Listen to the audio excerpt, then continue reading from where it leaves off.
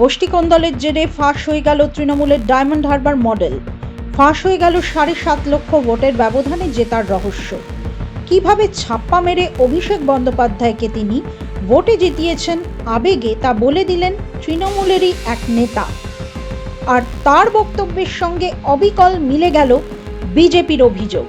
প্রকাশ্যে চলে এলো কিভাবে পুলিশকে ব্যবহার করে ভোটের সময় কেন্দ্রীয় বাহিনীকে নিষ্ক্রিয় করে দেয় তৃণমূল। এই বক্তব্য প্রকাশ্যে আসার পর বাংলায় অবাধ নির্বাচনের জাতীয় নির্বাচন কমিশন কি পদক্ষেপ করে সেটাই দেখার।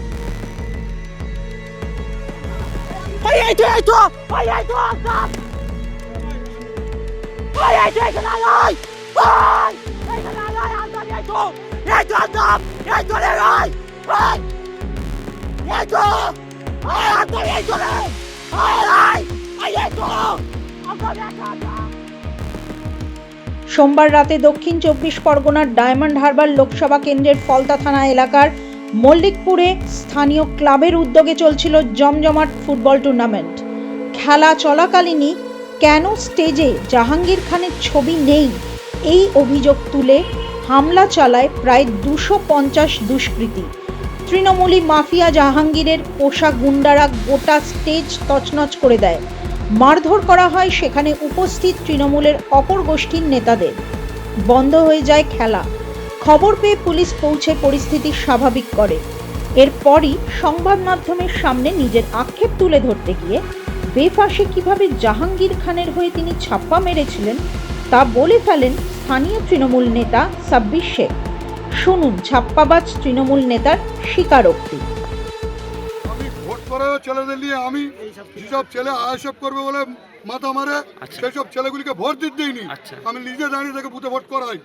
এবছরে এই যে সামনে লোকসভা ভোট গেল, বেলা 2টার পর মিলিটারি ঢুকে গেছে ভিতরে। মিলিটারি ঢুকে যাতে ভোট করার দিচ্ছে না আমাকে। সঙ্গে সঙ্গে আমি ফোন করেছি আলতাবদাকে যে আলতাবদা আমাকে আর ভোট করার দিচ্ছে না, মিলিটারি বুথের ভিতরে ঢুকেছে। সঙ্গে সঙ্গে রঞ্জনবাবু আসলো, রঞ্জনবাবু এসে মিলিটারিকে বার করে দিল, দিয়ে বললো সাবিত্রী ভাই তুমি কি করলে করো। ভিতরে ঢুকেছে, আমি ভোট করেছি রঞ্জনবাবু নিজে থেকে। 2024-এর লোকসভা নির্বাচনে ডায়মন্ড হারবারে বেলাগাম রিগিং করে রেকর্ড ব্যবধানে জিতেছেন অভিষেক বন্দ্যোপাধ্যায়। সেই নির্বাচনকে চ্যালেঞ্জ করে আদালতে মামলা করেছেন ওই কেন্দ্রের বিজেপি প্রার্থী অভিজিৎ দাস ববি। মনোনয়ন থেকে গণনা পর্যন্ত নির্বাচনের নামে কিভাবে প্রহসন হয়েছে তা তার আবেদনে বিস্তারে তুলে ধরেছেন তিনি। আর তার অভিযোগের সঙ্গে এবার অক্ষরে অক্ষরে মিলে গেল তৃণমূল নেতার স্বীকারোক্তি। স্পষ্ট হলো কিভাবে কেন্দ্রীয় বাহিনীকে স্থানীয় পুলিশ আধিকারিকদের দিয়ে নিষ্ক্রিয় করে রাখে তৃণমূল কংগ্রেস। স্পষ্ট হলো কিভাবে পুলিশ প্রশাসন, সরকার ও দলকে মিলেমিশে একাকার করে ফেলেছে তৃণমূল। তৃণমূল নেতার এই স্বীকারোক্তির পর প্রশ্ন উঠছে, তাহলে শয়ে শয়ে কোটি টাকা খরচ করে ভোটের সময় কেন্দ্রীয় বাহিনী মোতায়েন করে লাভ কি?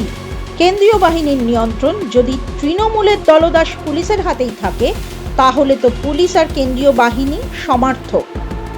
এর আগে পঞ্চায়েত নির্বাচনে আদালতের নির্দেশের পর কেন্দ্রীয় বাহিনী মোতায়েন হলেও ভোটের দিন তাদের মুর্শিদাবাদের হাজারদুয়ারিতে বেড়াতে যেতে দেখা গিয়েছিল।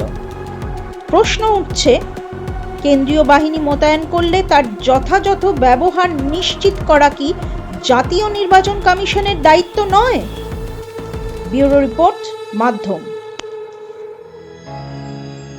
जब युवा सशक्त होता है तो राज्य आगे बढ़ता है, और जब राज्य आगे बढ़ता है तो देश का भविष्य उज्जवल होता है। प्रधानमंत्री नरेंद्र मोदी के विकसित भारत के संकल्प को जमीन पर उतारते हुए मध्य प्रदेश के मुख्यमंत्री डॉक्टर मोहन यादव के नेतृत्व में राज्य सरकार युवाओं के सर्वांगीण विकास के लिए एक के बाद एक ऐतिहासिक कदम उठा रही है। युवाओं की शिक्षा, कौशल और आधुनिक तकनीकों में दक्षता के लिए शुरू हुआ है स्वामी विवेकानंद युवा शक्ति मिशन।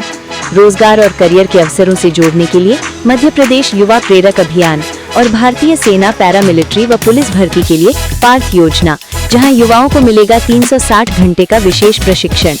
सरकारी नौकरियों में युवाओं के लिए बड़ा अवसर, 1 लाख पदों पर भर्तियां जारी, और अगले 5 वर्षों में 2.5 लाख सरकारी नौकरियों का लक्ष्य। हर साल जारी होगा भर्ती कैलेंडर। भारत सरकार के PLF सर्वे में मध्य प्रदेश ने दर्ज की देश की सबसे कम बेरोजगारी दर। स्वरोजगार को बढ़ावा। डॉक्टर भीमराव अंबेडकर कामधेनु योजना के तहत 25 दुधारू पशुओं की डेयरी के लिए 42 लाख रुपए तक का ऋण। राज्य स्तरीय रोजगार दिवस पर रिकॉर्ड 7 लाख युवाओं को 5,000 करोड़ का स्वरोजगार ऋण। मुख्यमंत्री सीखो कमाओ योजना में 2024 में 20,000 से अधिक युवाओं को 41 करोड़ रुपए का स्टाइपेंड। स्टार्टअप्स को राष्ट्रीय और अंतर्राष्ट्रीय मंचों तक पहुंच, 50,000 से 1,50,000 तक की वित्तीय सहायता। खेलों में भी मध्य प्रदेश आगे, 985 करोड़ से भोपाल में अंतर्राष्ट्रीय स्पोर्ट्स कॉम्प्लेक्स। हर विकास खंड में स्पोर्ट्स कॉम्प्लेक्स, हर जिले में स्टेडियम, 1 डिस्ट्रिक्ट 1 स्पोर्ट्स कॉम्प्लेक्स।